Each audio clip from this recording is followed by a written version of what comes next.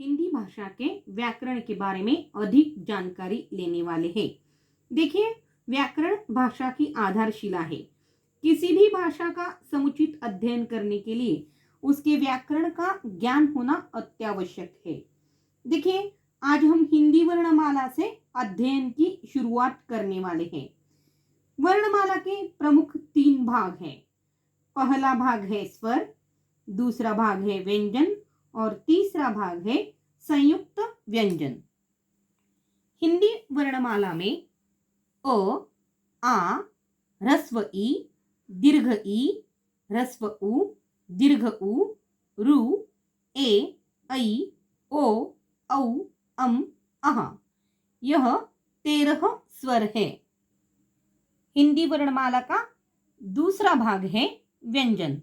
देखिए, क, ख, ग, घ, अंग, च, छ, ज, झ, य, ट, ठ, ड, ढ, ण, नुक्ता वाला ड और नुक्ता वाला ढ, त, थ, द, ध, न, प, फ, ब, भ, म, य, र, ल, व, श, श, स, ह, ळ, क्ष, त्र, ज्ञ, श्र, यह 40 व्यंजन है। वर्णमाला का तीसरा भाग जो है वह है संयुक्त व्यंजन।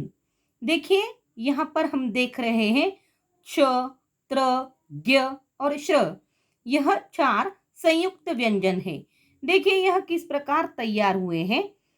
क, जिसका पैर मुड़ा हुआ है, जिसे हम आधा क कहते हैं, अधिक षटकोण वाला श, इन दोनों को मिलाकर क्ष, यह संयुक्त व्यंजन तैयार हुआ है। त, जिसका पैर मुड़ा हुआ है, यानी आधा त अधिक र, इन दोनों को मिलाकर त्र, यह संयुक्त व्यंजन तैयार हुआ है। ज, जिसका पैर मुड़ा हुआ है, यानी आधा ज अधिक य, इन दोनों को मिलाकर ज्ञ, यह संयुक्त व्यंजन तैयार हुआ है। श, चतुर्मुर्ग वाला और जिसका पैर मुड़ा हुआ है, अधिक र, इन दोनों की सहायता से श्र, यह संयुक्त व्यंजन यहाँ पर तैयार हुआ है। देखिए, वर्णमाला का दूसरा हिस्सा अब देखने जा रहे हैं। यहाँ पर पहला पॉइंट है अनुस्वार। देखिए, अक्षर के ऊपर लगाने वाली बिंदी को अनुस्वार कहते हैं।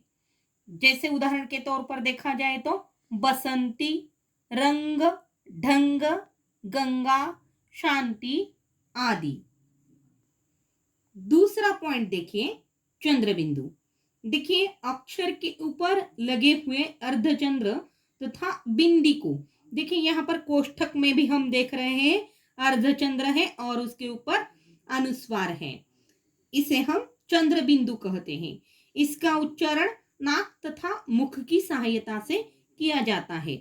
उदाहरण के तौर पर देखा जाए तो देखिए, बूंद, माँ, गांव, आंख, आंसू आदि। अगला पॉइंट है विसर्ग। देखिए, अक्षर के आगे ऊपर नीचे लगी हुई 2 बिंदियों को, देखिए यहाँ पर कोष्ठक में दिया हुआ है किस प्रकार 2 बिंदी ऊपर नीचे लगी है, इसे विसर्ग कहते हैं। इसका उच्चारण आधे ह के समान होता है। देखिए, उदाहरण के तौर पर देखा जाए तो जैसे प्रायः, अतः, प्रातः काल आदि। अगला पॉइंट है संयुक्ताक्षर। किसी व्यंजन का स्वर हटाकर उसे आगे वाले व्यंजन से जोड़ देने पर संयुक्ताक्षर बन जाता है।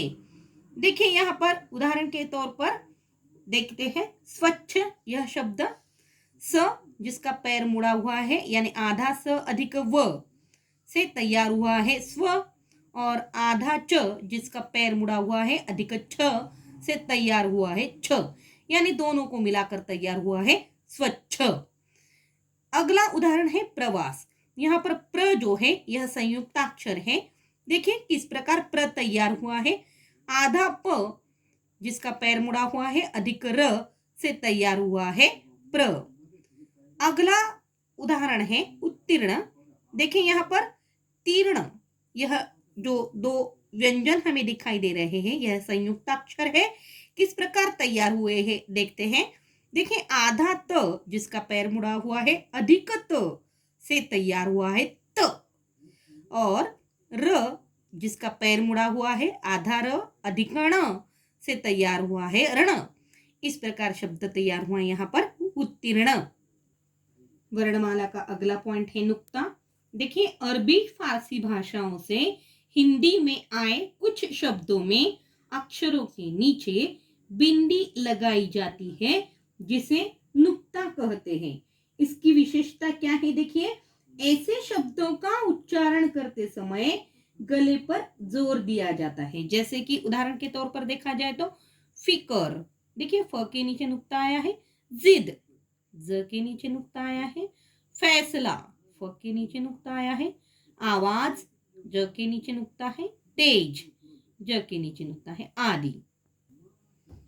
वर्णमाला का अगला विशेष है अ। देखिए अक्षर के ऊपर इस चंद्राकार चिन्ह, देखिए कोष्टक में दिखाया गया है चंद्राकार चिन्ह। इसका प्रयोग प्रायः अंग्रेजी के कुछ शब्दों के सही उच्चारण के लिए किया जाता है। उदाहरण के तौर पर देखा जाए तो डॉक्टर, हॉकी, ऑफिस, फुटबॉल आदि। देखिए विशेष जो है यह बताया गया है यहाँ पर वर्णमाला में। हिंदी भाषा में नुक्ता वाले ड और ढ वर्णों का भी प्रयोग किया जाता है। इनका प्रयोग सदैव शब्द के बीच में किया जाता है। जैसे उदाहरण के तौर पर देखा जाए तो लड़का, कपड़ा, लकड़ी आदि। इनका प्रयोग किसी शब्द के प्रारंभ में नहीं किया जाता। इस प्रकार आज हमने वर्णमाला के दो हिस्सों को देखा है। पहले हिस्से में स्वर, व्यंजन, संयुक्त व्यंजन, इन तीन भागों को देखा है। तो वर्णमाला के दूसरे हिस्से में आज हमने अनुस्वार, चंद्रबिंदु, विसर्ग, संयुक्ताक्षर, नुक्ता तथा अ वर्ण जो है इसके बारे में अधिक जानकारी ली है।